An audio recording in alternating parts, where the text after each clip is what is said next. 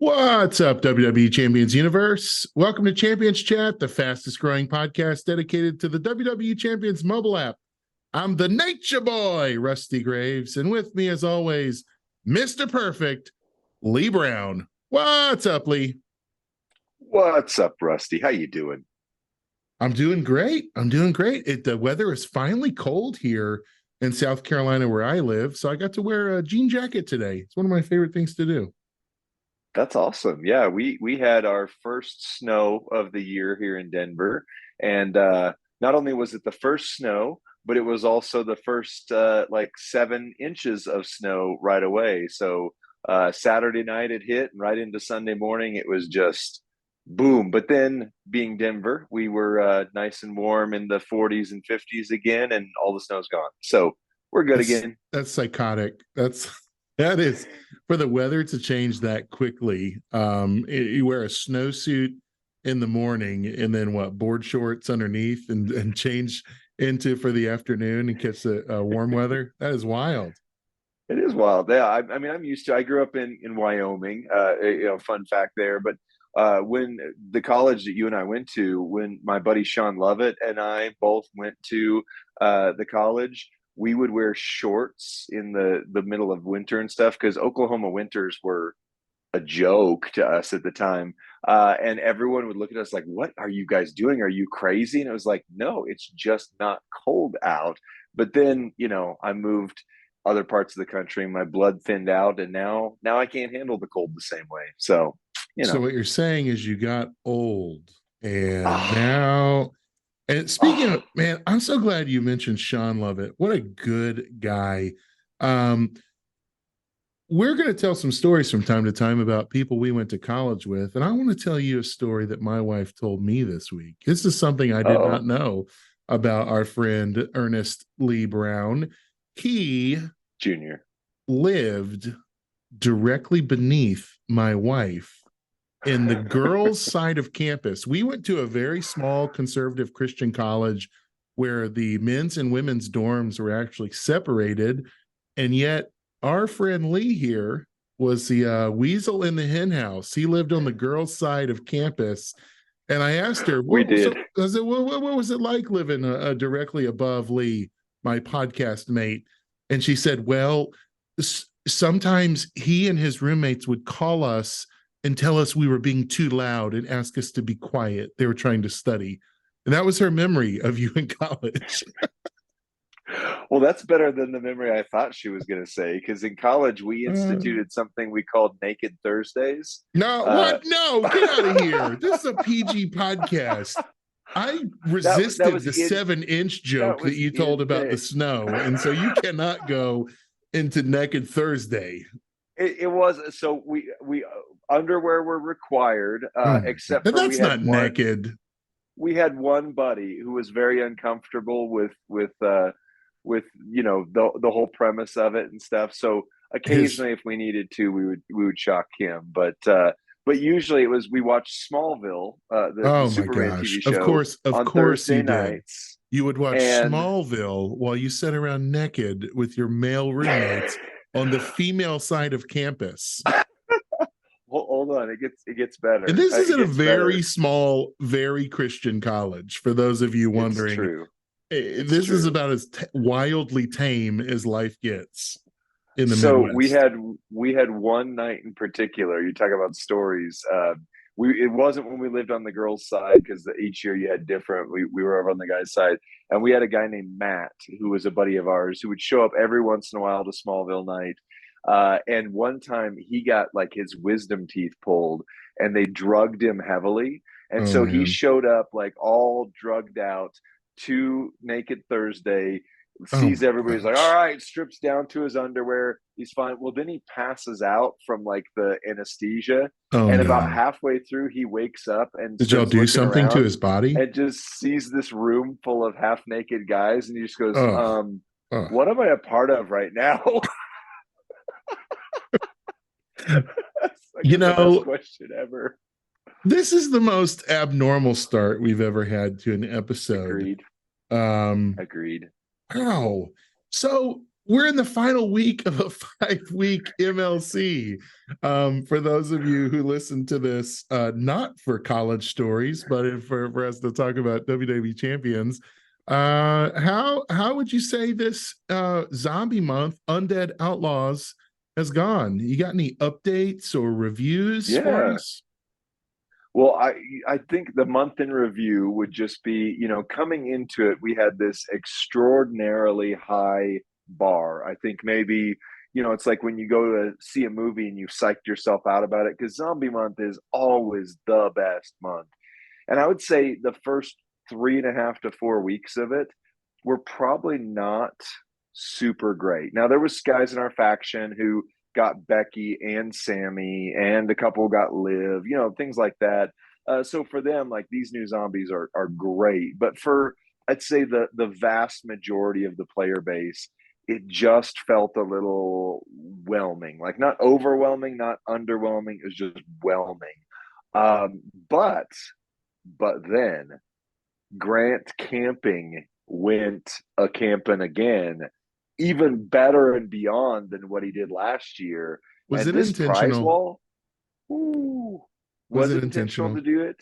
Do you think I don't know. this is them saying we're so tired of you talking about Grant camping that we're gonna give, what was that old song? Let's give them something to talk about. It's like they're gonna change the narrative as far as like Right? generosity and the big hits. Tell us about this prize wall. What happened with it? Well, yeah, I mean, it's just a Halloween event in general, but they released the prize wall that is in game as we speak for another day or two. So if you're listening to the podcast early on right away, we've got the most helpful tips for you on it. But first, just chatting about it in general is, man, the prize wall had, except for Sammy, every new zombie from this month's event so far. It had all the relevant, like, somewhat recent, like year to 2 years ago, zombie in there at killer prices. Like Edge, anybody who needs Zombie Edge, we're going to talk about what you should get on the prize wall here in a minute. But Zombie Edge is your black gym coach, and he is vital to your game. And he's 8,000 basically prize wall tokens. And this bag set that you got early on was giving you a decent amount, but then the Halloween event, the global event, like, I opened my bag, had over 70,000 of those MLC prize wall coins. So functionally, I knew 100% I was either getting Becky or Liv. Spoiler, I wanted Becky more than any of this month's characters. But I knew 100% I was going to get her and have enough over to get plates. And these Hmm. plates are, the economy, like, maybe because they've dropped in economy so quickly with this Halloween event, people are like, oh, they're not worth anything. But these could be game changers on certain characters. So earlier this this is month huge. earlier this month we were looking at those new plates and Right. drooling and dreaming, Yep. and now suddenly we're yawning like, oh, is that all you've got, Scope? Like, that's crazy. That this Right. event is I actually wrote like a little list of like the greatest days in Champions histories, and one was like the original Farmageddon. Another was Mm. like when we figured out the trivia hack. Another was, the third would have been the Grant camping 80 pull for free. And yet I think this actually topped all of the other days as far as the greatest day, the greatest loot, the greatest payout, the best stuff that you can Yep. get for free from a community event on the portal. I feel sorry for those poor suckers that didn't check that portal in time before it reset and went away. But like, we're going to cash out this week. I pulled the Yeah. trigger. I pulled the trigger last night on Gunther. I wanted zombie Gunther, Yep. so that I could do that victory tour and get all that loot, and to use them in the showdown contest that's Same. going on right now. Um, Yep. what do you think? Okay, so if that's true, and some people might disagree, if this really is like a monumental event in the game, uh, I have seen no less than 1 million posts this week of people saying, what should I buy on the prize wall? What should I get? What should I get? All over Facebook, all Right. over Discord. Lee, what should we be thinking about getting? How do you rate these things when they really all seem to be S tier? Yeah, I mean they do all. So I would say there's three paths that diverge in the woods right now. There's Mm. new characters, there's plates, and then there's key trainers.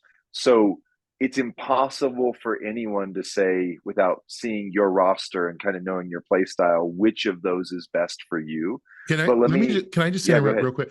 You just nailed it. We cannot answer the question for you.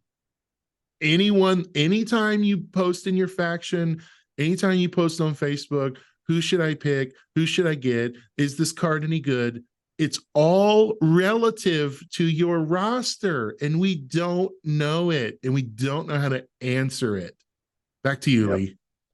No, you're perfect with that. I mean, that's a good summary. You called me Mr. Perfect. You were perfect right there, Rusty. So you've got your new characters. So let's talk about that. Your new characters are almost always going to be more powerful based on meta creep and power creep in the game than older characters.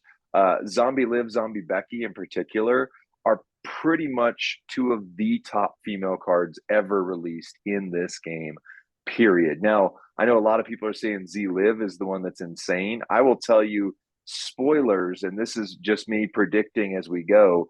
6-star gold meta, I believe Zombie Becky is going to be more relevant. The way she is used with the black gem damage and all that kind of stuff, I think that's going to scale better. Now, we don't know that because we don't know what the 6-star gold meta is going to look like in July, but it's going to be I would sub move guess based.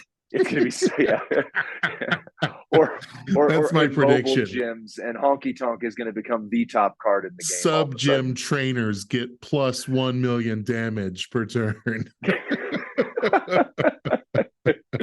Suddenly, that Logan Paul you have is unstoppable, or triple sub Cody, or that's right.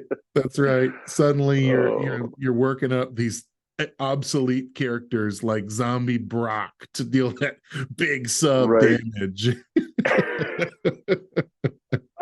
I love it. This is actually my dream. Like, I love slow.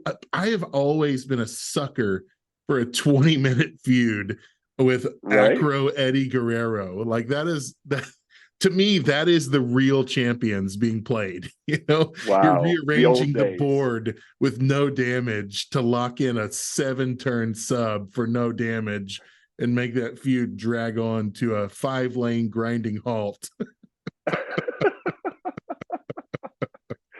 This was it. This was dreams. it. I love this game. I love this game. Oh, that's awesome. I don't need that 1-turn monster, the Ministry of Darkness Undertaker. Get that out of here. I don't need that quick stuff. 7 turns of 1000k sub damage every time. I want it miserable. I want death by 1,000 paper cuts when I feud. I want my partner to be furious, just waiting on me. I want him to grow a beard while he waits on me to finish my lane. Wow. In other news, I've been kicked out of my faction for slow feuds. All right, back to you. This was a fun diversion. I loved it. So Becky, Gunther, and Liv. So who do you get from there? Well, obviously the lower hanging fruit is Gunther. He is not quite half the cost, but 58% or so of the cost of the other two. So you can get him easier. So he's going to be great. You already mentioned the victory tours, which are out right now. If you can get a couple of these new characters and you've never done a victory tour before, my goodness, there's some good rewards in there. There's lots of coin.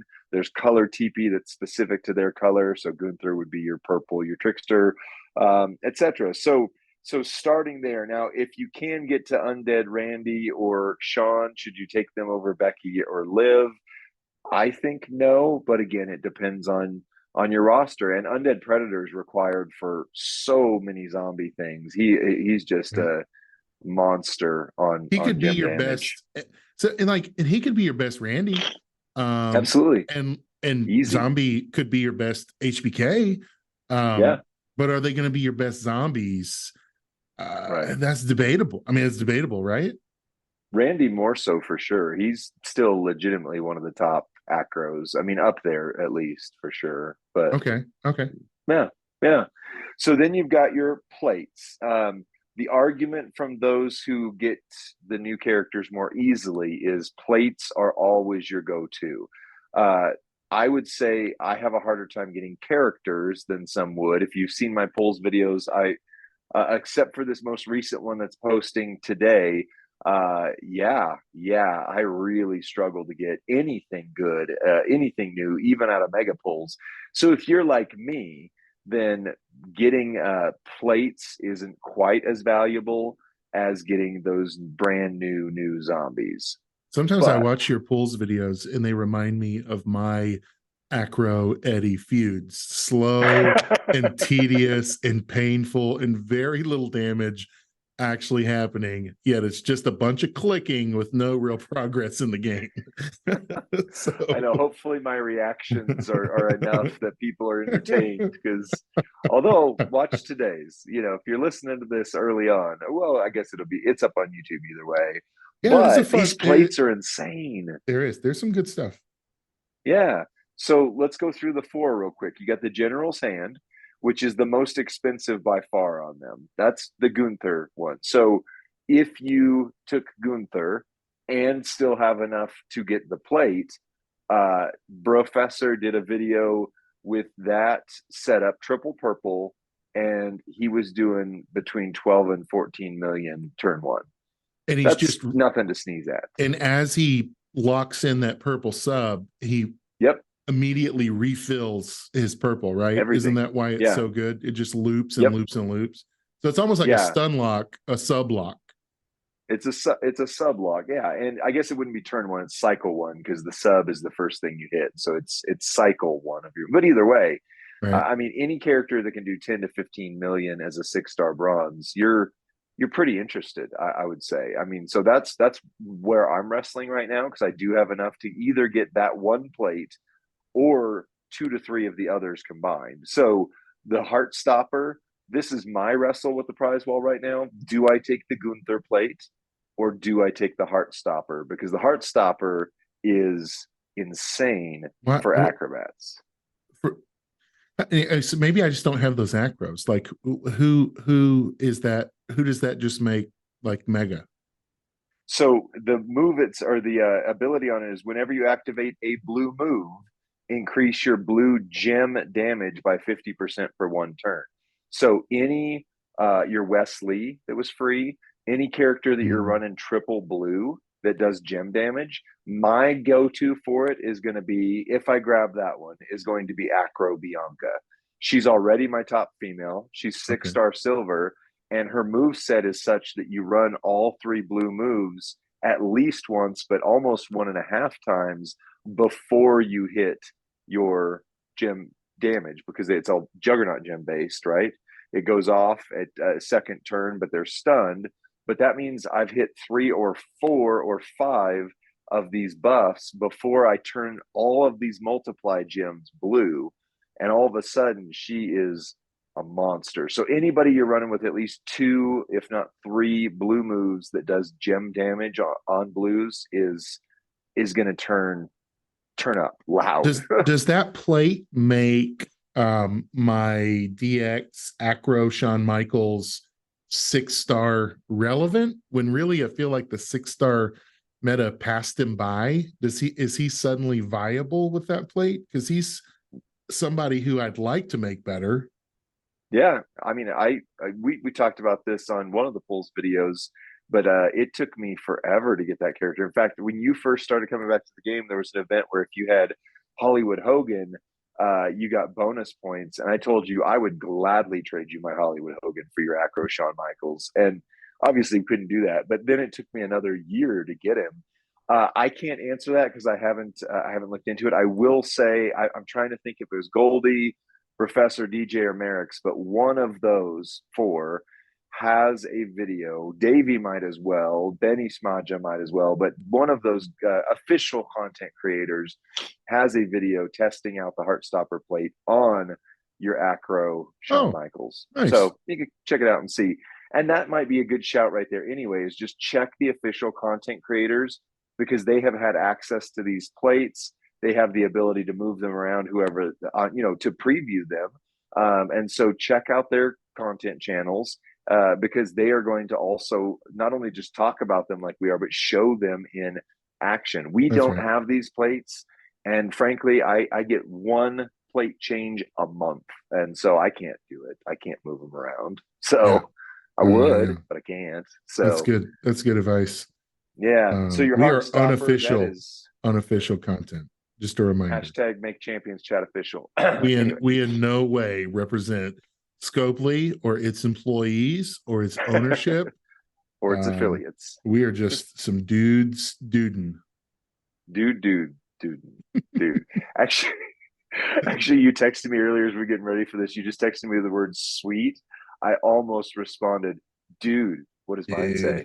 Sweet dude. Dude, sweet. What does mine say? Dude. Anyway, last ride to hell. Last ride to hell is the Undertaker plate. If zombie Undertaker plate, if you want to call it that. Whenever you make 15 or more trap gems, increase your green gem damage by 200%. So 100% obvious. That's Zombie Taker's plate. But Merrick's pointed out in the first video of those that I saw when these plates came out, that is your Dexter Loomis plate as well. You get Striker Dexter Loomis. This is the plate to put on him, triple green, and it makes him very, very powerful. Like top end of the strikers, bottom of the top end of the strikers, kind of powerful. So you got that one there. And then you've got the Cody plate, the Sheriff's badge. Adrenaline in my soul. Cody Rhodes in control. I don't know the words. Is that right? Am I even close? No, I don't know what it actually is right there. But Wrestle Talk does the adrenaline in my soul, something. It's Cody Rhodes. So I have been known to drive around town listening to that song. The song is called Kingdom on Spotify. You can actually just play it like roll your windows down on a nice day and just let that blast. Let your fandom shine. And you feel really cool. I just feel really cool when I do that. So at least it's a real legit song. Like if I were to blast my fandom and play the Doctor Who theme or the Thundercats theme or the He-Man theme in my car, people are like, what is this 40-year-old guy doing listening to lame. 80s children's cartoons? That's super lame. You got to blast that. You got to bump that Cody Rhodes song. That's what makes you cool. Get a cigarette in your mouth while you do it, right? And then flick it, in a dry field and just speed off, right? It's like you're a real bad burns. Guy. Just a total, like you're the real life Razor Ramon, That's the bad guy. Hey, Chico. So the Cody plate. It took the biggest hit, legitimately down to 8,000, which in this event seems to be extraordinarily accessible. Basically extraordinarily. Free. Yeah, for what they're doing, yeah. And the conjecture from the community, a couple of people mentioned it in our Big Three Faction Discord, was that Zombie Cody was seen as a not quite as good as he should be chase character. So then they bumped his damage up right on his move and released hey, this was actually supposed to be 100% harder than it was. And it was, so boom, we changed it. Then they released the plate, right? And then they gave him a moment. So now you get all those things, which is a lot to mix into the soup, right? He's a monster, but just with the plate alone, we're going to do a community spotlight segment here in a few minutes. I can't remember if it was during the spotlight or if it was afterwards, but Zach and I talked about this. He's got Cody at 6 bronze. He had him a week and a half ago at 6 bronze with the Sheriff's badge and the Titan plate, running double yellow or red yellow, or but either way, the yellow move that makes blast gems sets off the Titan plate Now he does have Santa Hogan giving him 2 MP. So for me, it would be a turn 2, not turn 1. But his Cody Rhodes turn 1 does 26 million damage at 6-star bronze, which means at 6-star silver, he's going to do 45 or so million damage turn 1. Whoa. That's incredible. I mean, that's like the real life Cody Rhodes punching you in the face, what it would feel like. It would feel basically like that. Right. I'm excited to hear that interview with Zach, along with the rest of you guys. But let me ask you this. If you're close to maxing this MLC, if you can just feel within your grip, Cody, and let's say you're about 8,000-9,000 short, maybe even 20,000 short. Do you think there's still time? Are we going to make it? I'm still chasing. Just so you're still chasing. I'm not asking for a friend here. I'm asking for me. Is there any hope? Am I going to get Cody, or am I going to get the Royal Screw Job, the Montreal Screw Job? Which is it going to be? Am I coming home with Cody this month? So today is the last day for points. So it just depends on how the last, Okay. I mean, in terms of like midweek event points, you still have the daily bags.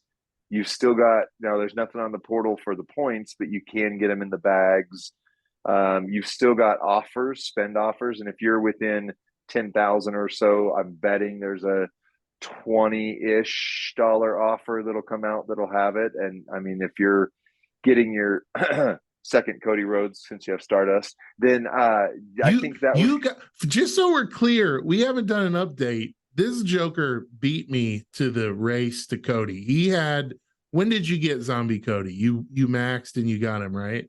Yeah, early this week I did, and I took him to 6-star bronze the moment I recruited him. So I have a 6-star Cody Rhodes on Did my you get him with roster. shards at 5 stars? Did you get him way down? No, I could have possibly done it, but so here's the gamble you take with those.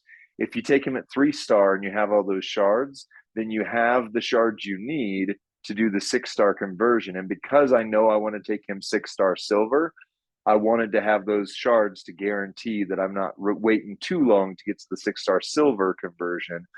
But then that means you're counting on star fills, which star fills used to be really, really rare. But now King of Kings Pass, they're in there every single week.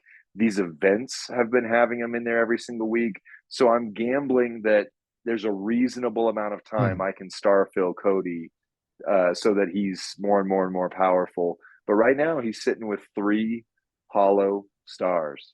But I would take last 3 piece hollow star Cody over a no Cody in over a no second. Cody. Yeah. The one I Well, don't we'll look at have. your event later. I'm still trying to beat the showdown, and get that the next point hit that I can, because there's solo points in the showdown. So I'm I'm literally playing it right now as we do this episode, chasing Cody. I am in pursuit of that zombie Cody. So well, you got the female part of the showdown coming later today, so you'll have a whole half more of the showdown to go. Well, yeah, and the additional points. Man, if I don't get this, this may be the end of my champions career. We may just cancel the pod. You may lose me you just replace me with Iron Sheik. He's a good guy. He'll give you good content.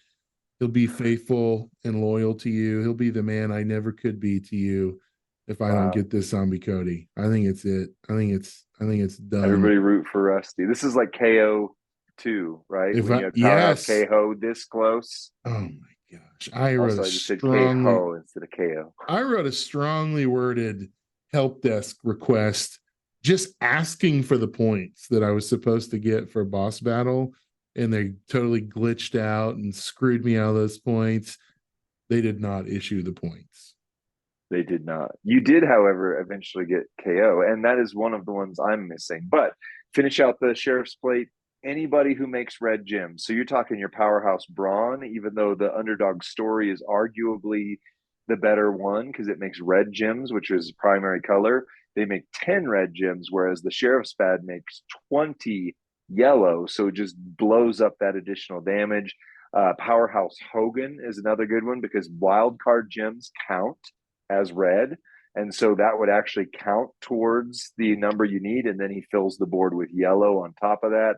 So anybody that comes out that makes enough red gems, this is your badge. And if you're getting a second one, let's say you already have one like I do, waiting to go on the ultimate strap I don't have yet for Zombie Cody, then if I were to get a second one, it would go on Striker Butch.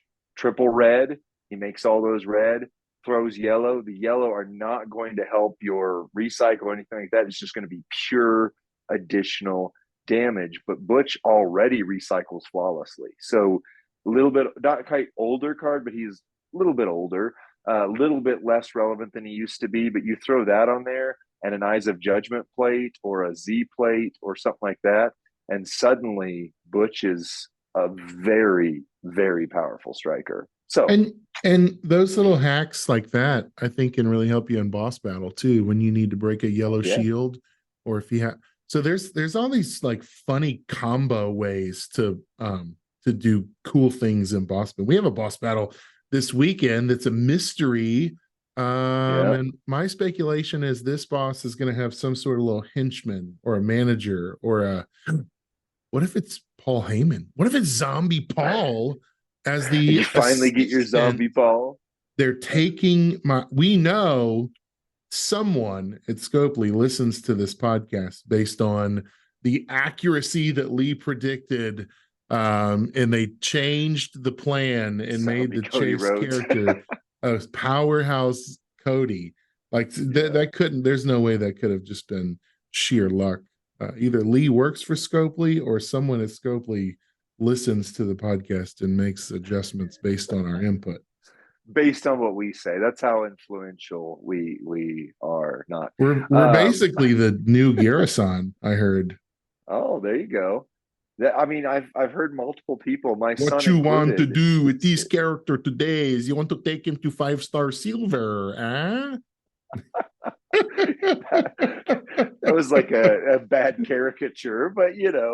No offense to any French Canadians that may be listening. We really appreciate all that you've contributed to the world at large, like Sami Zayn and Kevin Owens and Garrison and I don't know what else. No, we just put him in the same level as those guys. But I will say, I mean, I love our current content creators. Every one of them are phenomenal. There is a Gerson-shaped hole on the official content creator team that two human beings it would take to fill. But you know what? We might just be the two human beings to fill the void of Gerson. And if talking like this is what will make me official, I will do it for you. I give you my word. That was like Swedish almost. That was you went from French Canadian. I don't know how to talk like French Canadian. 80s I'm an American. Swedish. I'm an American. Okay, I don't know how to talk Frenchy or Canadian or the combination of both. I need to listen to more Celine Dion, I guess, and learn how to do it. Yeah, there you go. Or if you can just nail the intro. Hello, champions. Bonjour, welcome, champions. G-Nation. What did he say bonjour? No, he'd go, hello, champions. Bonjour, je m'appelle Rusty, s'il vous plaît. That sounds French. What? That was some version of French. I can count to 10. Anyway, we're getting away from it. So last thing before we lose it. The Cody older plate. Characters. Yeah, well, no, we've got the Cody plate. Put it on Striker Butch or Zombie Cody. You're great. So the older characters. So they put vital trainers in here.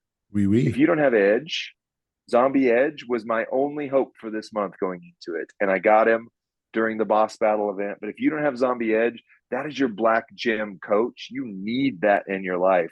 Rhea, if you have Ghostbuster Cena, Rhea is one of the vital trainers. Literally everyone has Ghostbuster Cena. Yeah, if you were here in the November last year event.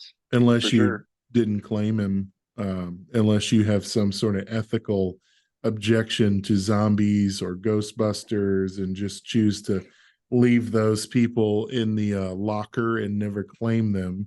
I mean, I can't imagine anybody in the Champions universe would actually do that. Have like an ethical. I don't like Lex Luger, so I'm just not going to claim him. Yeah, It's all in love. I don't know. That was just a what if, a happenstance. What if? Can you imagine? Can you imagine? Wow. I miss you, Tina. We miss you, Miss Tina. So that's your 3 paths right there. New character if you can get them, plates if you need them, and my light just went off in my office, so I'm talking in the dark to finish out this one. If you're watching the YouTube video, it's Kane. Suddenly have a make the lights come up, dude. Move around, make those lights come up. Well, I have to move off camera to do it. So all right, I'm back. The dead man. Darn, he's back. Oh, my Undertaker, he's coming for you. Wow, see, you could do Percy's voice pretty good. I like Percy. that. Wasn't his name Percy Pringle, the most unintimidating name of all time? Yeah, that's why they named it Paul Bearer, because if you're like coming to the ring, the Undertaker accompanied by Percy Pringle. Percy Pringle. Percy Pringle, the guy in the gobbledygooker suit is Percy Pringle. It was Hector Guerrero. But anyway, so that's your zombie prize wall for this. Hopefully you sort through that mess and figure out what you're going to take. And once again, this was better than Grant Camping, because out of this, now, if you watch my poll video that drops today, my entire goal was to get Zombie Becky. That's all I cared about once I found out she was for sure happening. Lady of the Night, Zombie Becky, Becky Two Bites, whatever we're calling her. We got that triple black and it hits insane damage. So I pulled her in my mega, which changed my prize wall goals. Did you spoil your mega? You're still going to watch it because she's not the only one I got new. What? There's no reason to watch it now. Why would they? There is. Why would they watch it? Who else? It's my best pull ever. Who else did I get? First of all, it was 55 pulls. That's a ton. It took me 8 minutes to watch a 55 pull video and do reactions to. That's a lot of pulls. The first 3/4 of it are nothing. No, it's great. No more spoilers. No more spoilers. Sorry. People are not going to watch our content if you spoil everything. Yes, they will. No, they're going to be more intrigued because now they know, oh, he finally gets his due. But I got Becky. So that meant, do I take Liv? But who else? Do I take Gunther? Maybe he pulled Liv. Maybe he pulled Gunther. Maybe he pulled Cody Rhodes. Finish the story. Maybe. Bring that intrigue back. I appreciate it. So I cleaned out this prize wall. Well, now I'm sitting on, do I get the Gunther plate or do I get the Heartstopper and another Cody plate? But best advice is wait until the end of the event. Your faction, if they have gotten some of the higher levels or even ranked at all on there, you're going to get additional, anywhere from a few hundred to a couple set 1,000 of those prize wall medallions. Wait till the events are done, but not when the prize wall's done. Make sure you hit before that sweet spot, before it's done, but after the event itself is done, so you've collected all your rewards. And then just do what's best for your roster, because nobody can tell you what that is without nobody can. What if you're in a bad faction and you're not going to get those rewards? What if you and 10 of your friends are so tired of not collecting adequate rewards? Is there a faction out there that you could all join together called Mafia City that I heard has about 10, 11 openings in it right now? That's a part of the Toxic Mafia family, who, by the way, we didn't even mention this yet. We were number 2 on this faction event for most of the event. We're number 6 right now. We were into the number 1 spot at one place. Oh yeah. You know who number didn't? Number 1 for a bit. You know who wasn't at number 1? Are you going to do it again? Woken. Oh, now you're going to call out Woken. What? Where's Woken? Are they sleeping? Maybe they're not awake. Oh, wow. We're going to grow this podcast through hate mail is what you know who else wasn't in the top? We the Ones. Oh. Or WWE Execution. Faction war? Are you or calling for faction rivalries? or the Brand warfare? venomous Vipers A through Z. None of their 26 affiliates were in the top number 1 or 2. So, Rusty, what you're calling for right now is war games. you know who I will not call out today Who's that? is Top Shelf Booty for a Yeah. few reasons. Number one, they don't exist anymore. Number two, I would like to issue a formal retraction of any comments that I said that might have been hurtful, even in jest. These are real people, real lives. I had a wonderful conversation this week with someone from the community named McDuck. And I think we're actually going to have him on the show and do a community spotlight with him. Super Sweet. funny guy, super funny guy. Sent me a fake selfie saying, like, here's who I am, just so you know how serious I am about all this that we're talking about. And then he's like, no, that was actually a fake person too. So, like, I really appreciate McDuck's humor. But if you are now in Black Ops, props to you. If you were in Top Shelf Booty, of course, we had no insider information of what was happening. We had speculation at best. And we think you guys have been killing it at the top of the ranks for a long time. Nothing but props and respect for you guys. So That's right. That's right. Thank you for that formal retraction. And what did McDuck promise you if you formally retracted that? nothing. Oh, we had 3 Codys. He was going to send me 3 Codys. He That's was right. going to trade me, and I was like, this guy is hilarious. He's like pandering into my likes. But he said that when I called Top Shelf Booty Will Smith, that he almost wrecked his car because he was so flustered in listening to our podcast. And that is I hope a joke, but secondly, if we're affecting people on that level, that's nothing I want on my conscience at the end of the day. I do not want anybody suing us for damages over our alleged reports that we're talking about. This is all for funsies. And so we think the world of all of the community. Unless you're a snarky troll, then you can go hide under a bridge and delete your account if that's you.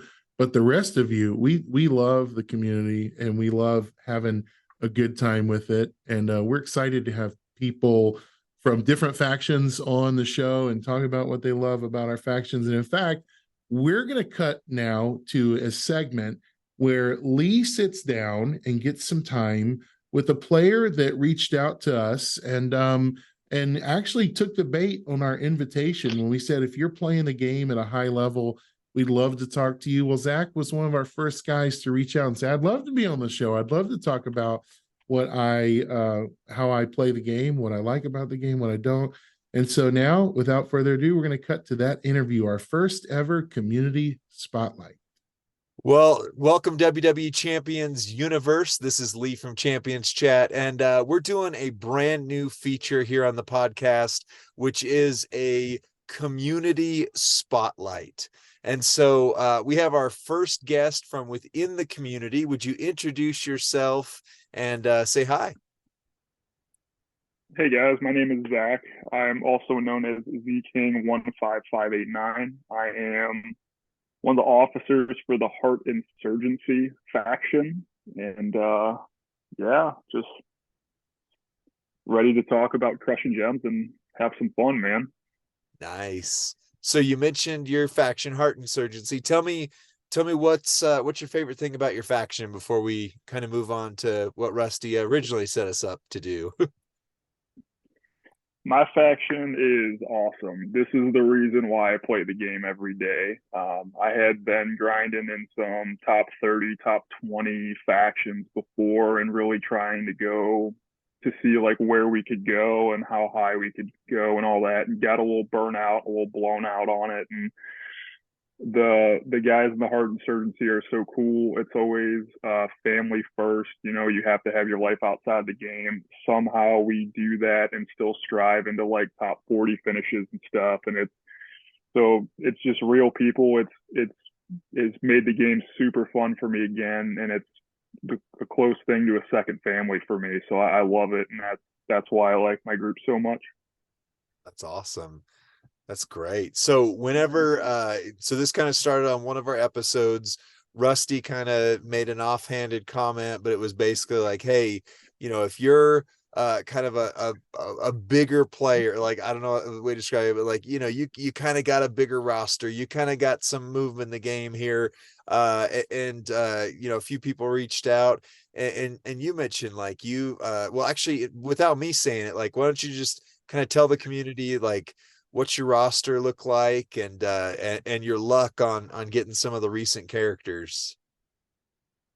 Yeah, so I'm sitting at a roster right now about 8.33 million is what it looks like. I've had some great luck over the last few months. I've hit the MLC for as long as I can remember, and then I've hit the weekend poster for probably the last 15, 16 weeks in a row. Like, it's crazy. And the only one I'm missing right now is the Prodigy Roxy, and with the help this weekend from the feud contest, I'm getting close, so I won't be too far away from having that one either. So it's been a really nice string of champions for me over the last few months. It's been great.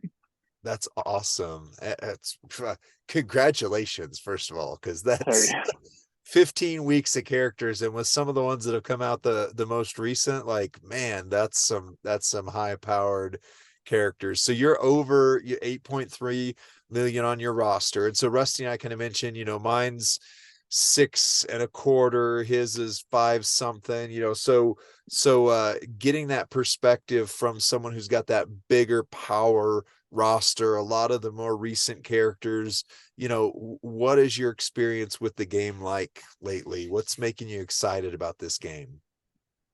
the biggest thing that I like right now with the roster that I have is the way that they're tweaking boss battle has taken it from one of the things that I used to hate every single time they would do it. So it's now making it like a fun, unique challenge of how can I help my faction. So they're doing this crazy thing with the faction boss that, you know, where they're starting to kind of tweak with it a little bit more, and they're making it a little tougher. They're making you be a lot more strategic about it. You've got to have the right breakers and people. But there's always that one guy that can break the whole boss battle apart. Like, it was a couple weeks ago where Big Papa Pump was doing like level 23 in one turn, no matter who else was with you in the battle. And so it's become this fun challenge now to see, like, let's get these rewards for the team. Let's get everybody going in the faction and just mount up. We're hitting some 23s and we're just running it and seeing what we can do. Nice. So with the roster you're building, and kind of being on that higher level, you know, talk to us. What got you there? Like, how did you get into that, where you're getting those higher level newer characters, where you're getting that higher level roster? What's taking you ahead on that? You're what Rusty would call, what's your secret sauce? Yeah, I think the big thing to me is when you spend, how you do it. So the guys that I help in my faction and some of my friends I know that play in the game too, like, I don't spend this crazy amount of money on the game. Like, I can't do it. But there's more strategic times to do it when not. And typically what Scopely does is they try to get you to spend early. So like the Live character is a great example of that. They did the premium showdown for the first 24 hours and everyone's throwing dollars at it. And it's a great marketing move. It's a great play on their part. But if you wait for the third day of the weekend, there's always 100 shards with your 40 pulls.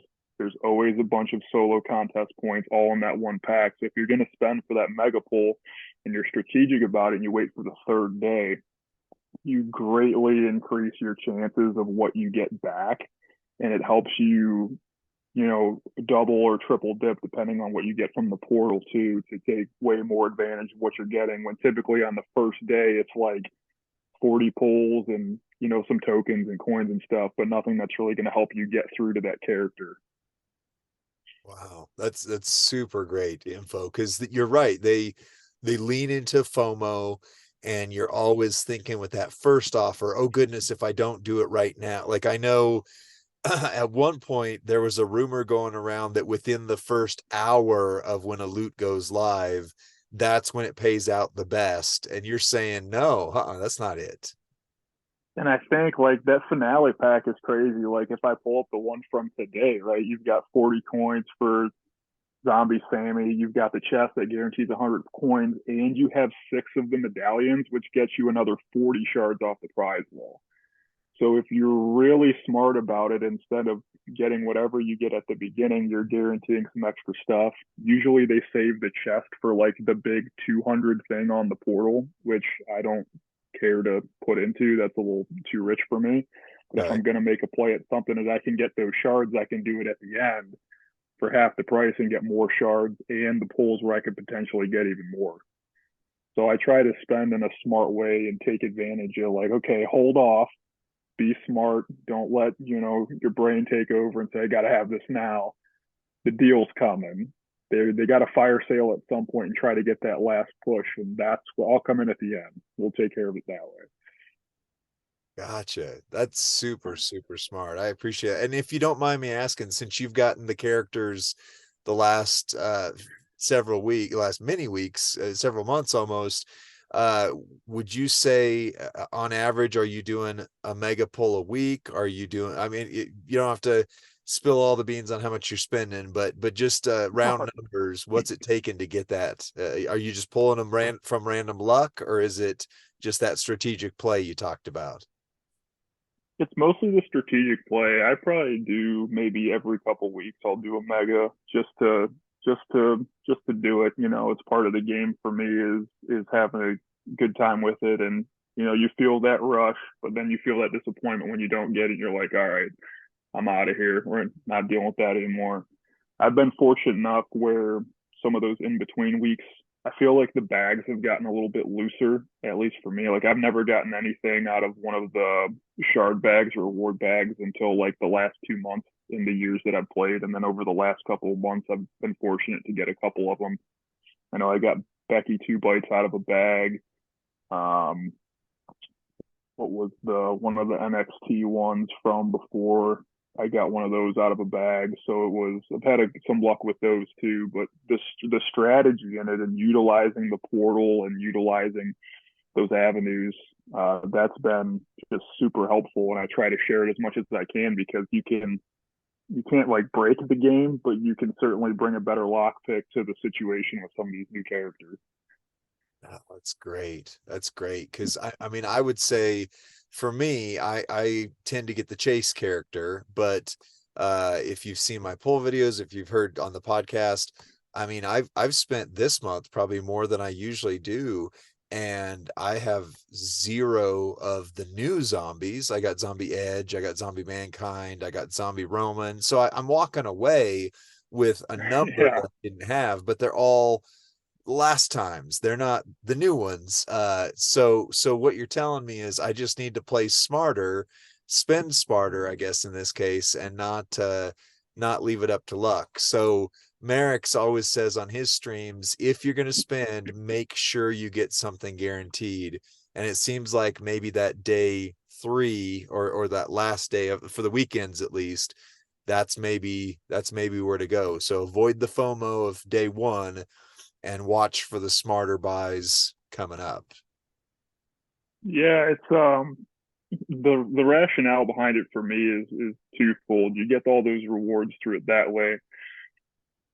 Utilizing the blog and understanding what the landscape of the event looks like for me is huge. So like the Roxy event is the reason I don't have that one, is because I look at the landscape of what was out there as far as shards are concerned between free and premium, and the blueprint they give you, realize like, it's almost like Solo Sokoa. They're like, we don't want to make this one too easy for people to get. And so you look at that and you're like, all right, this is one I need to take a pass on. If they're doing it, making it that hard to get, they're going to try to get theirs later on in different weeks too. So the opportunity is going to roll around to kind of get back to it. But we'll leave this one alone. This looks like a trap, and then we'll circle back. And that's what I did with Solo. I kind of left that one go a little bit, and then a couple weeks later around, circled back around, picked them up that one. That's awesome. That's awesome. Well, any other last tips that you've got for somebody if somebody's maybe in that 4 to 6 million range, like Rusty and I, and going, other than just selling our house and putting it into champions, like if we want to get to a higher level, like where you're at, what does that look like for us?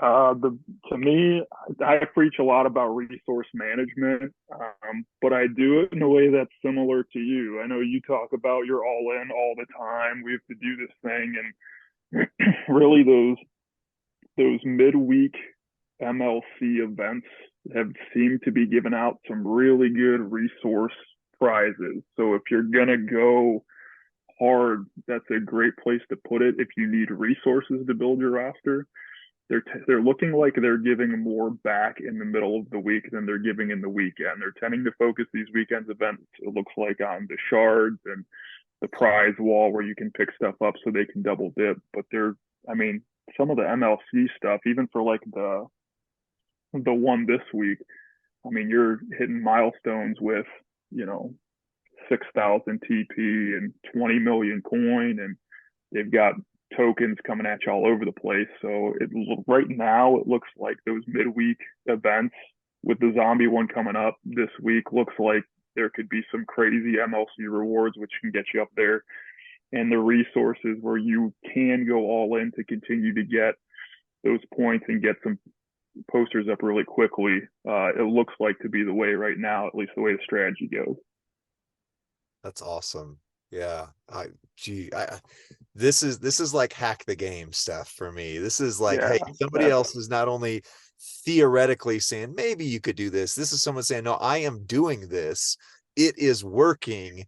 Are you paying attention? So that's awesome. Anything else you want to say to the Champions Chat community? I just love the game. Like for you and Rusty, I really appreciate what you guys are doing. Just talking about the game and giving, a different perspective on it. It's super fun for me. And especially like you guys with your conversations a little bit is like, okay, when you get into more of the psychology of what's happening, and let's like take a minute, FOMO, and make sure that you're thinking about things in the right way.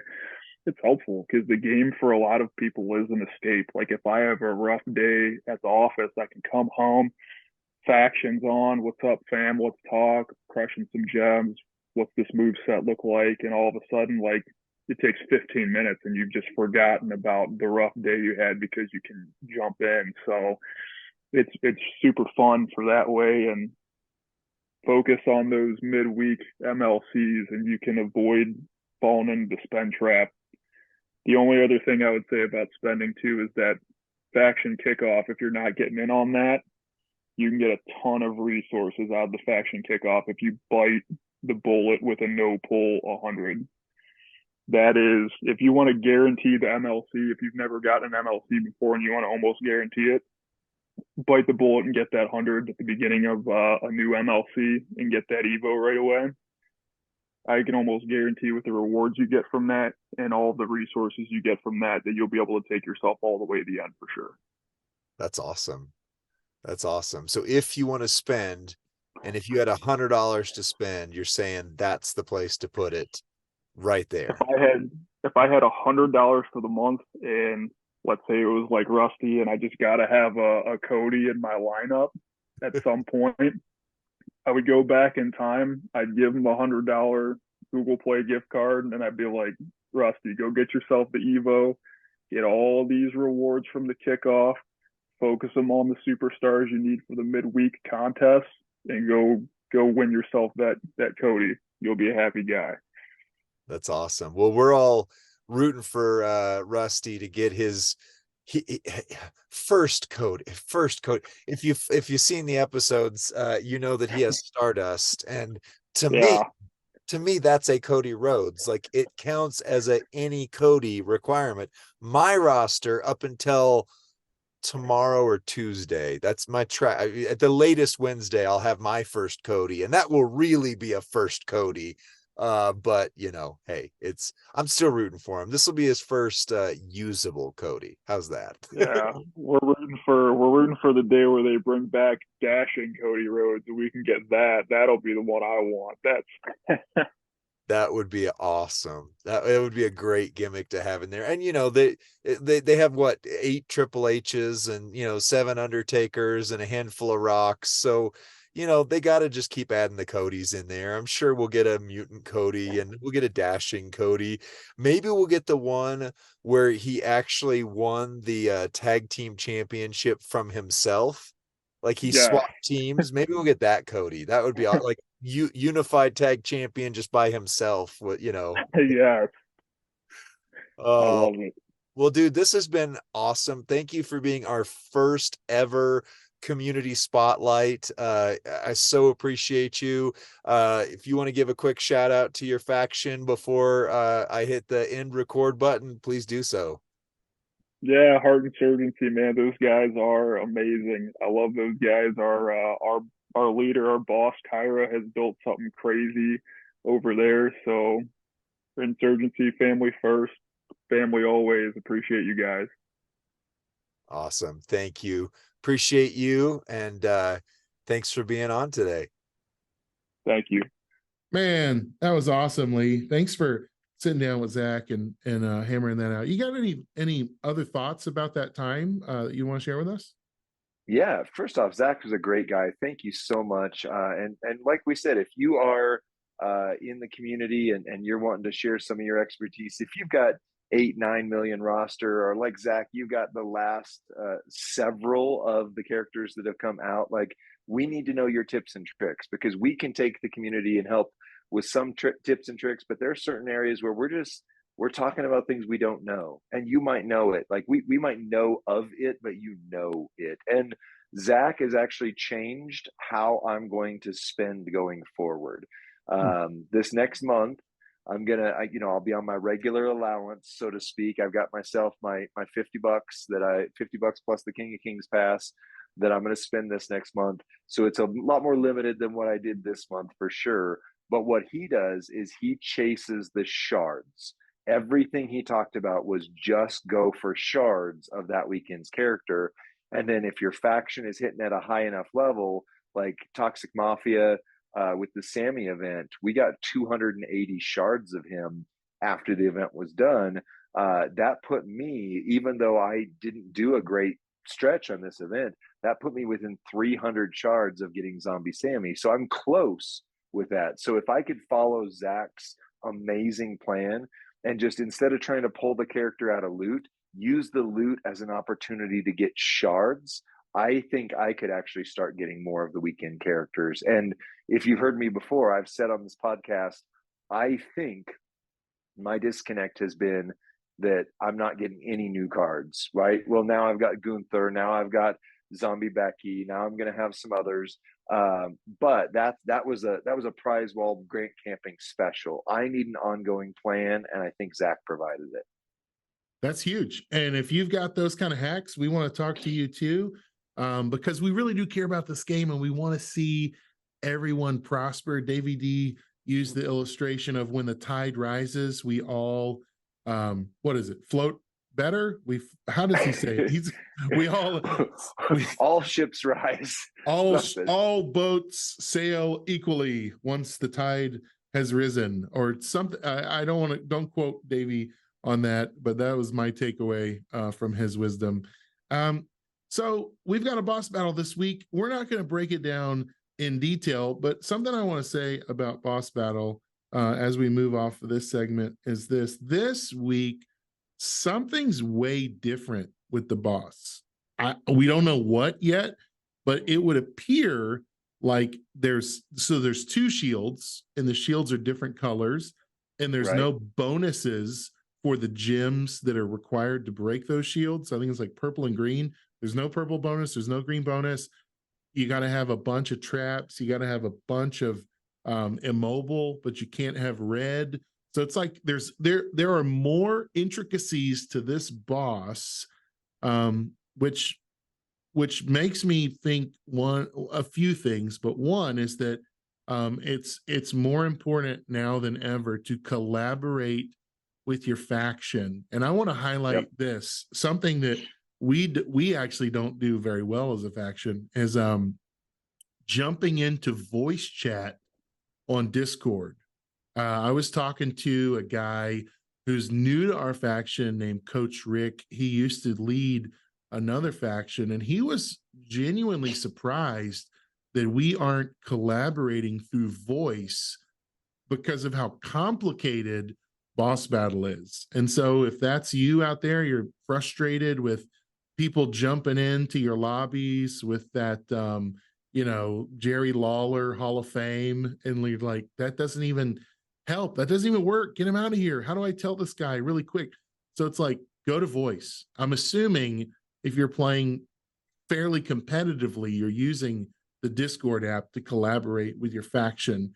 And I think I'm going to try to emphasize to our faction, this boss, that we need to really be talking it out, and we need to be saying, Lee, who you bringing?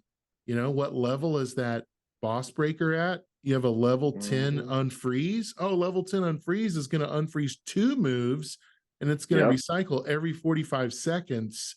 That's invaluable. So of course you're coming to our level 23 lobby.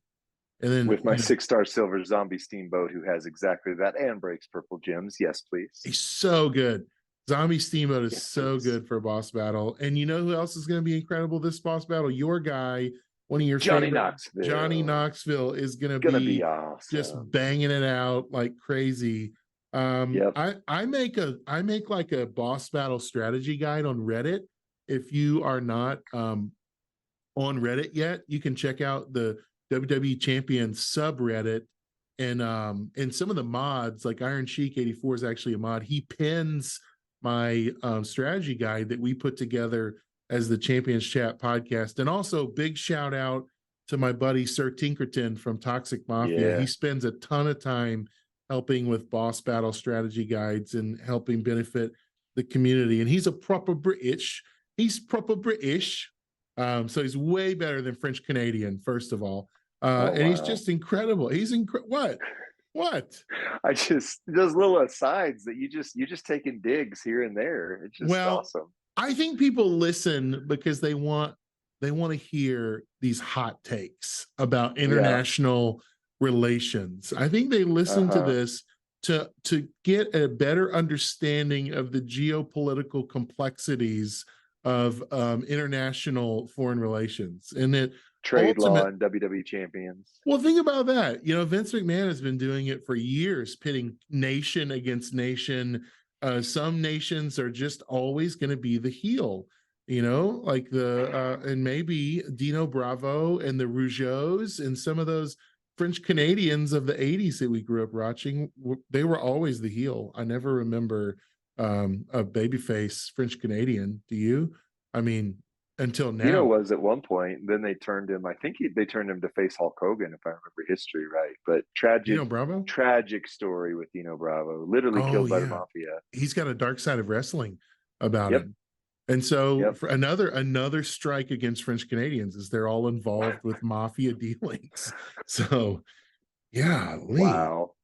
Wow. So I've got one hot take real quick before we go into WWE world. The hotter than game related, hotter than Naked Thursday related. In your Christian college. I don't know about that, but hotter than a 7-incher coming down on Denver. Wow. A firm 7 inches descended on the city. Ice bucket challenge complete. Anyways, stiff snow penetrated our city last night. I'm sorry, Lee. I'm sorry. It's the caffeine. Wow. I've been dabbling in cold brew caffeine, and it's just making me say and think and feel crazy things. So wow. give us that take. Give us a take. Let's recover. Well, now it doesn't feel quite as hot, but I think this is if I get this right, this is a self-fulfilling prophecy. But I don't have any inside information. Davey and Professor haven't talked to me about it. I think this weekend zombie is going to be both Usos as one character. Oh, Either a that's two-headed zombie, Siamese twin, conjoined Siamese twin. twins, or what if it's like they got spliced together back to back, and Do then they have like one butt or two one butts? side. Does a I think no conjoined butts. USO twin have it's no butts? No butts. It No eats butts. all those No brains, and how coconuts. does it process the brains I don't and know. Maybe the absorbs the stomach's just nutrients? open, falls out. Okay, well, all right. Yeah. A no So butt imagine this two-headed card. USO. I'm Imagine if imagining it right Stokely's now. not going to do I that. can't not imagine the no butt two-head USO. Wow. And would his name be Jimmy J? Jimmy J? Jimmy Jones? Double J. Jamie? Jimmy Joe. Jimmy John's. Jimmy Joe. Today's podcast is sponsored by Jimmy John Subs. That would be awesome. Let's make that happen. Allegedly. Make Champions Chat official. So if you imagine this card, they're not going to do this, but how amazing would it be if one of the zombie sides, like they're front to back, they flip like this. One of the zombie sides is a tech and the other side is a trickster. And so like kind of like it flips where it could go from, and then the card like flips. And so you're fighting a tech, but then all of a sudden you're fighting a trickster. So you go in and you're like, oh, there's the tech side. I'm gonna take somebody that's gonna do better against techs. But boom, all of a sudden he changes to the other brother, and then all of a sudden it's a trickster, and suddenly you have disadvantage. Wouldn't that? I mean, I know that that's probably more technically difficult than the programming language of this game would allow, but I think of Mortal Kombat, Shang Tsung, right? Could morph into anybody, but like, what if it was just a two card, 2 for 1, 2 class, 2 focuses? I think it's possible. We might see that. My theory, my hope, let me say not my theory, my hope is that we're going to start seeing more valets and managers in the game, and they're going to matter. And my prediction early on was that this zombie month would be a perfect opportunity to get Paul Heyman in the game, right? We need zombie Paul Heyman, the Undead. Imagine if this was just a normal, okay, what if they pushed like zombie Brock or just somebody, zombie Roman, right, as the boss, and like give him insane stats, and yet he also has a valet or a manager there that's interfering with the battle and healing the boss and throwing up a shield on his behalf somehow. So I'm not, and your two-headed theory might be more realistic than mine, but I do think there's going to be some sort of interweaving of 2 characters, 2 superstars, and it would be a really cool op to get in Heyman finally. I like it. I'm good either way. So what do you think Heyman's boy is going to be doing this weekend, huh? Braun Breaker? The crown jewel? His new boy? Oh no, I was talking Roman. But how weird is it that he's creating like sub relationships on NXT that have nothing to do with the bloodline, even though his phone case says bloodline and he has to call Roman Reigns before he does anything. Suddenly he's out there brokering new deals on his own. Well, this is a perfect segue for us to talk about WWE TV and the road to Crown Jewel. We're starting to do this as a standalone segment for those of you who love wrestling but don't necessarily play the mobile game that we're involved with. So let's take a look at that card.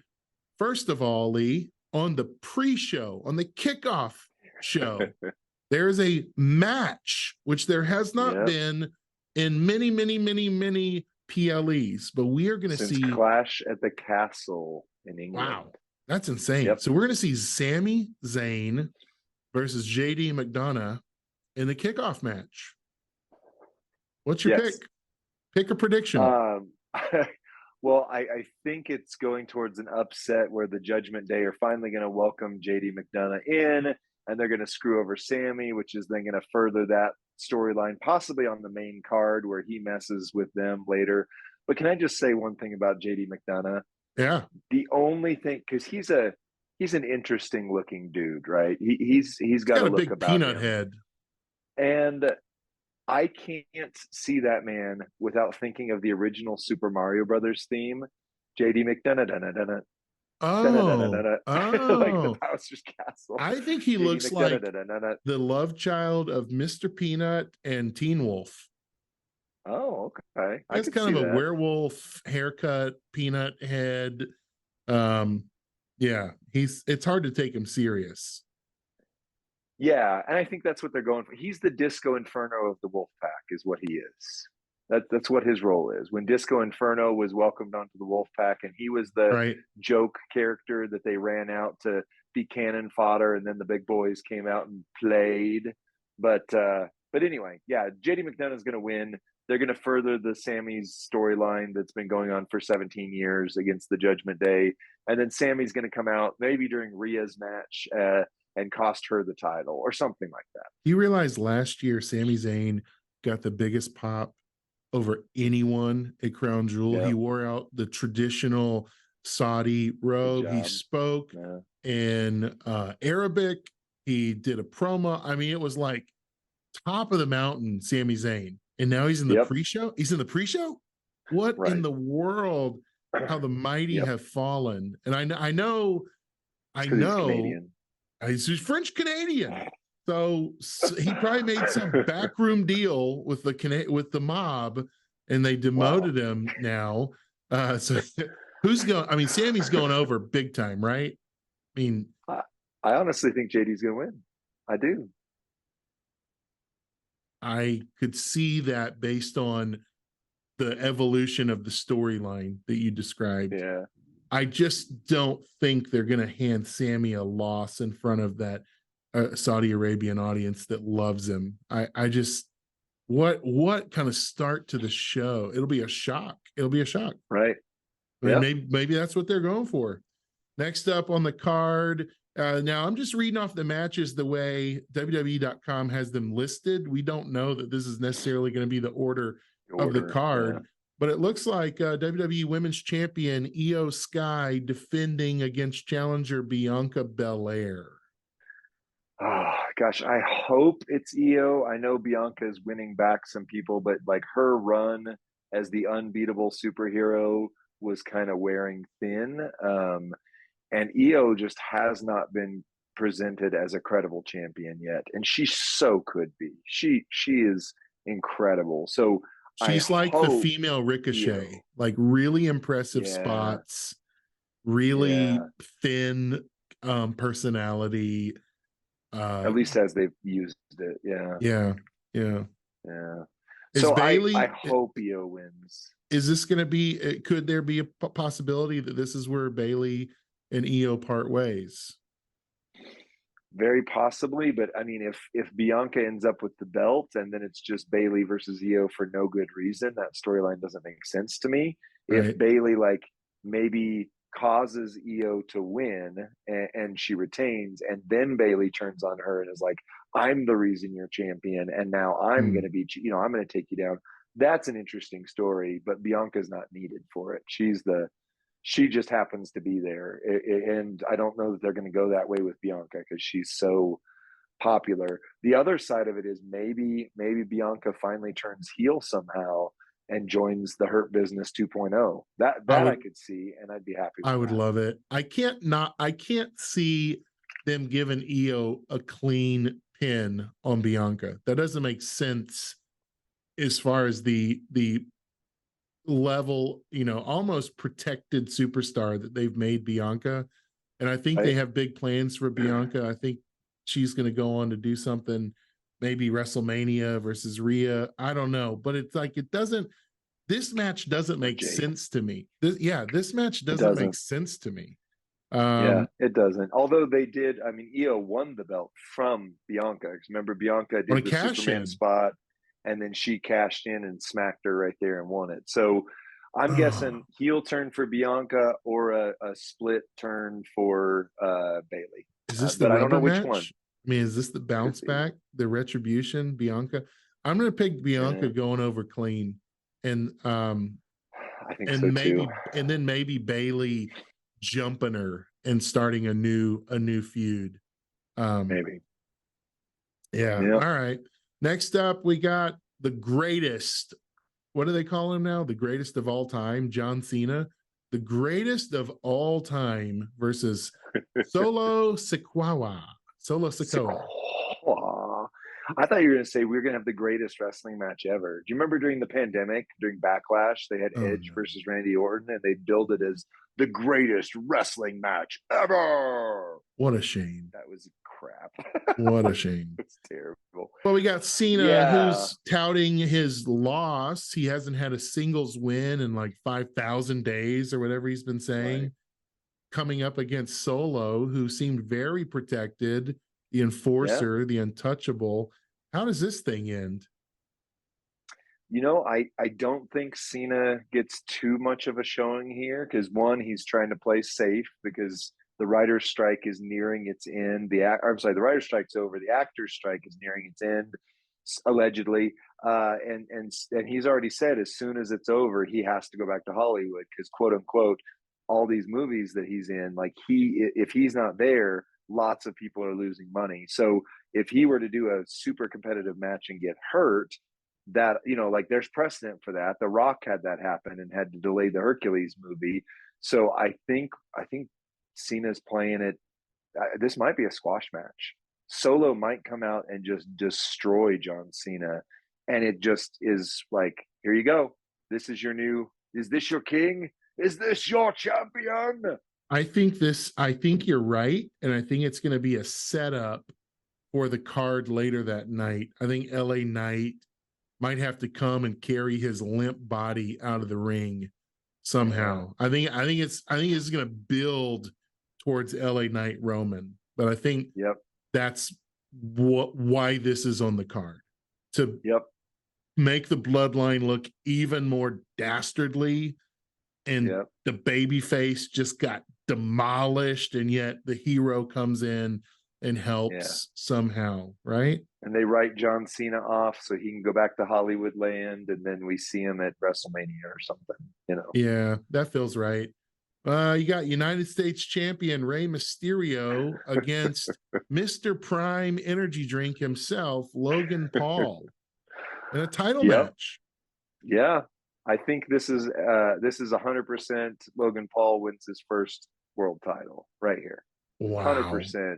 He's going over. I think you're right. I think Logan, I don't know who, but Logan Paul appeals to somebody that WWE wants to get their product in front of. And I think you're right. I think this is the start of some sort of viral YouTube, put the belt on Logan and let him wear it out he in carries public. Around to interviews and Prime conferences and commercials. Yeah, I think he gets out of a Lamborghini, drinking a Prime, wearing the belt kind of thing. Yep. Can I just say how pervasive, like you talk about in the business, you either want to be the most loved good guy or the most hated heel. And I was, my family was in town yesterday.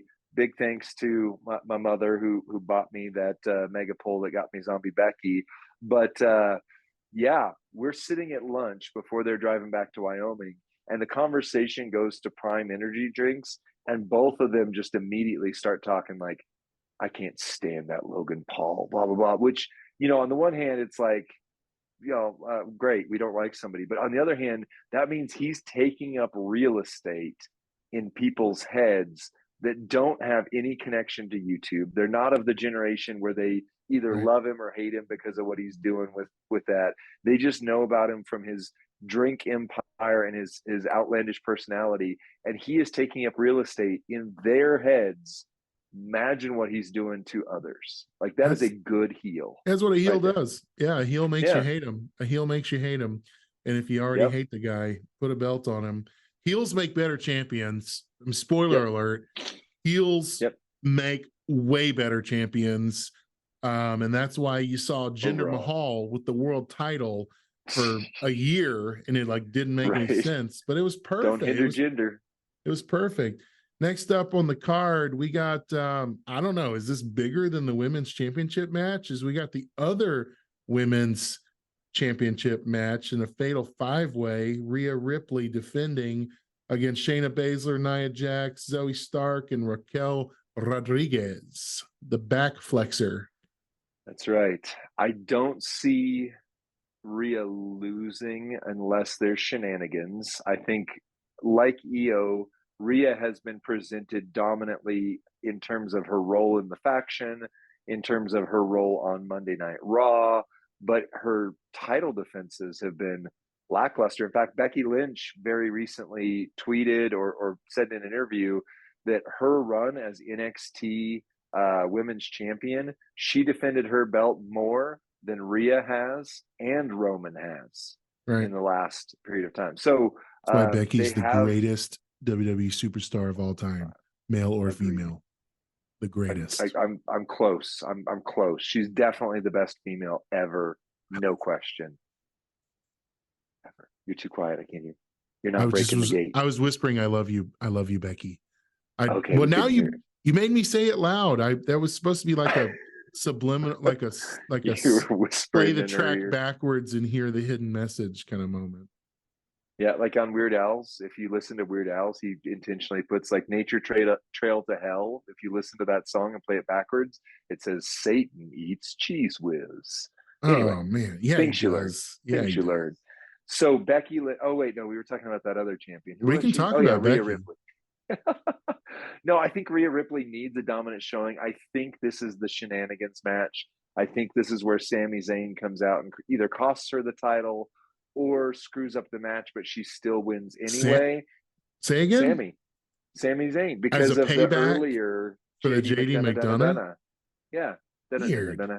Yeah. Sammy better not get involved in a women's match. That's I think Sammy inappropriate, versus Rhea especially in front of a Saudi Arabian audience. That is inappropriate. These women will be dressed head to toe in their race car outfits, modestly. Thank you, Saudi Arabia, for a little modesty. We all need it. Wow. Nia. You're right. I don't think they can do Sammy versus Rhea based on it. But I think Sammy versus Rhea is he can medal. Match. He can come out and medal. I don't think he's going to get a shot on a woman though. Right. Or Jade Cargill debuts and they surprise enter her and she wins the title her debut match. I'd be okay with that too. I think this is going to be a match where Zoe Stark legitimizes herself as a contender, and she's going to have some big spots. She's not going to win. She's going to be the most impressive part of this match. She's going to be the workhorse. I can't see Shayna, Nia, or Raquel doing that. Nope. Rhea will. There's going to be feats of strength. There's going to be impressive. There's going to be domination. There's going to be all that good stuff.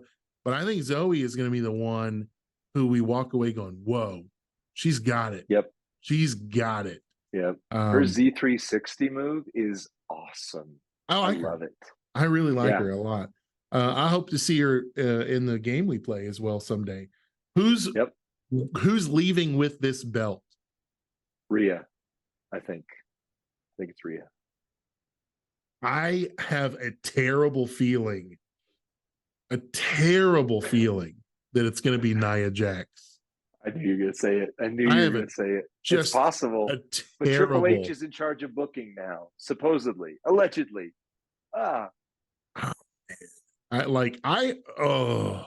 If they do that, oh my goodness, the tweet storm, the outrage. But again, isn't that what a great heel does? Isn't that what a great heel does? When they win, you want to barf. Isn't that what a great heel does? It's true. Yeah. Seth freaking Rollins puts his World Heavyweight Championship up against Drew McIntyre in a match that makes no sense. There's no stakes. It seems like we say this every PLE about the Seth Rollins match. Like, what the heck logic is this? What build was there? What story are they telling? That's why I think this is where Damian cashes in. I think I say that every PLE. This one makes so much sense that Drew would bludgeon Rollins within an inch of his consciousness, somehow Rollins gets a win or Drew gets DQ'd or counted out, and then here comes Damian. Yep, I could see that. So before you started saying, I was like, if this wasn't Drew and the fact that I love him, Seth Rollins is my bathroom break. He and Charlotte Flair, I don't like watching either of them. Their matches are so incredibly boring. Seth is charismatic, and he is probably the best worker in the company. In fact, Wrestle Talk just did their 10 best tables, lists, and chairs of the best Saudi Arabia matches, and Seth was on like half of them at least. Like, he has carried the Saudi Arabia shows apparently. I don't like watching him in general. I get very, very, very bored. Seth is Roman 3 years ago.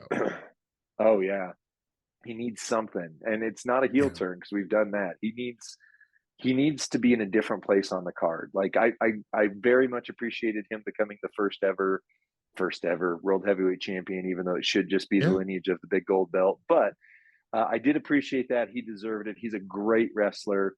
Best choice in wives in the entire company, because his wife is by far better than him in every. He married a winner. Way. He married up every possible. My wife says every marriage there's a settler and a reacher, someone who's lowered their expectations. Like and How I Met Your Mother. Yeah, is that a line in How I Met Your Mother? Yeah, she probably stole it from that. She must have stole it from that. So Becky settled in Seth Reach. Becky settled, absolutely. But here's, now that you've booked it in my head a little bit differently, here's the way I would love to see this happen that would bring intrigue. So absolutely 100% Seth gets knocked out by Drew. And then Damian comes out. He doesn't even try to stop Damian. Drew just stands there. Damian cashes in, and then Drew gets on the mic, not with Tyson Fury to sing songs like The Levee Went Dry. Oh, that was terrible. But he does "It was me, Austin. I was the mastermind all along, and he is the true leader of the Judgment Day." What? That would be interesting. I'd watch that. Yes. I'm watching that. You had me until that twist. I need more time to think through that. I mean, maybe, but I think this is a Drew. This is prime for a Drew heel turn. Drew heel turn is very, it feels imminent and possible. So our prediction is Damian Priest walks away with the belts. You think that as well? I think so. Yeah. Based on your booking convinced me. And now I want Drew McIntyre leading the Judgment Day, and then forget Sammy versus Rhea. Drew takes over the Judgment Day, and her and Rhea battle it out for the world title at WrestleMania. This is getting weird. I don't know. This is why I'm not in charge of booking. Well, man, this is like 10-year-old me in the bathtub with my wrestling men, you know. So we got WWE Crown Jewel. Main event is the undisputed 20-minute intro walk to the ring as slow as possible Universal Champion Roman Reigns versus the newborn baby deer clunky legs LA Knight.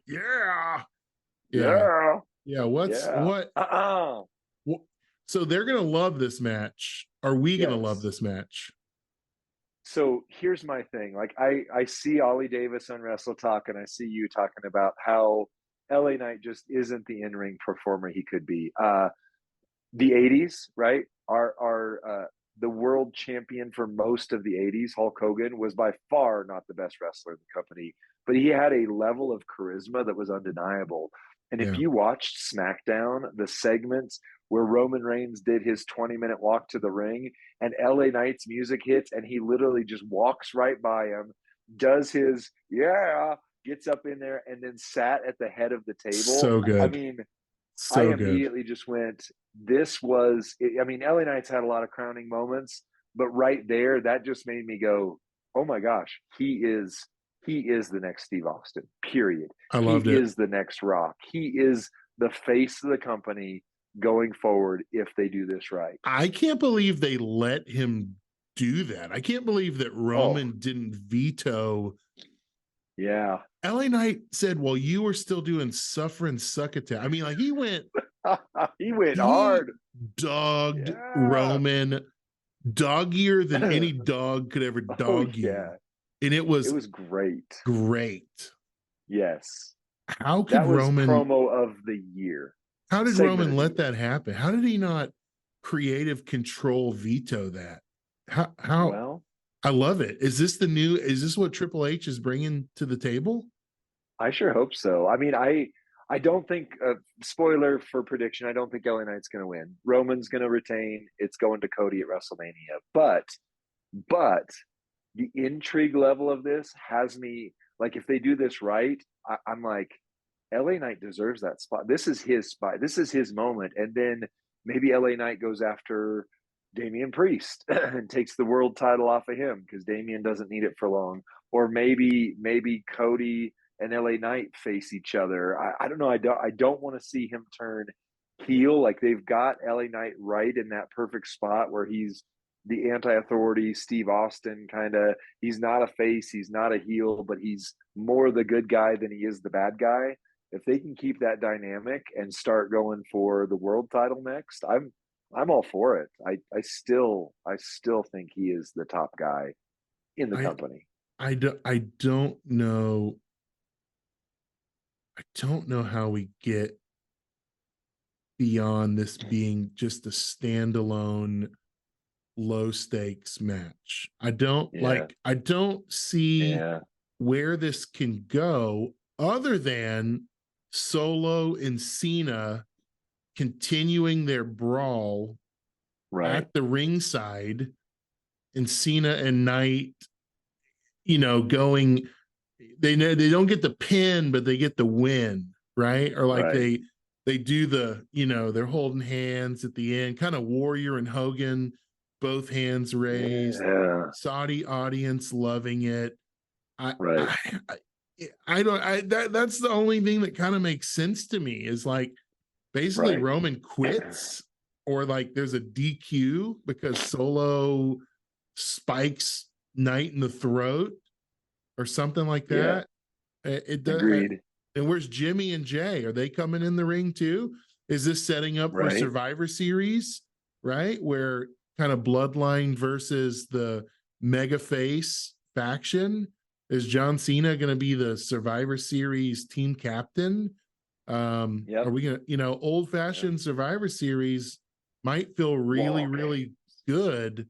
I mean, like whatever this Bobby Lashley thing is versus LWO, you really could do a whole card of like 4-on-4 Survivor Series old fashioned rules. You really could. I mean, it's there. It's there. I love that. That was my favorite time to be a wrestling fan. Royal Rumble and Survivor Series, because of that 4-on-4 elimination and the Ultimate Survivor gimmick, which I know is panned now. But when it was Hogan, Tito Santana, and Ultimate Warrior as the Ultimate Survivors, to me as a whatever 8-year-old or whatever I was at that point, was like, oh, this is just amazing. But I think you're right. I think that you've booked me into a new reality again, just like you did earlier. And I think the Solo John Cena match ends somewhat undefined, and or Solo squashes John Cena, and then at the end Solo comes out, tries to cause the finish. John Cena gets involved. One of the two of them, and it doesn't matter who, gets disqualified. And so either Roman or LA Knight win, but it's based off disqualification. And then Cena and Solo clear the ring. Knight doesn't get the belt.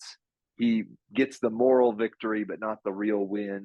And then Cena and Knight stand tall at the end. And it's the furthering of his crown. I think John Cena's role right now is to establish LA Knight as the guy. That's what he's doing. And I think that's where we get it. And then the story going into WrestleMania is Knight chasing something, one of the I mean, maybe he's chasing Roman. Maybe for 2 years in a row, Cody gets put on the shelf and they're just like, thanks, we got better toys to play with right now. But I still think it's Roman versus Cody, and the story gets finished at WrestleMania. I think that's it for our Crown Jewel preview and picks. And I think that's also it for this episode of Champions Chat. Lee, why don't you take us out?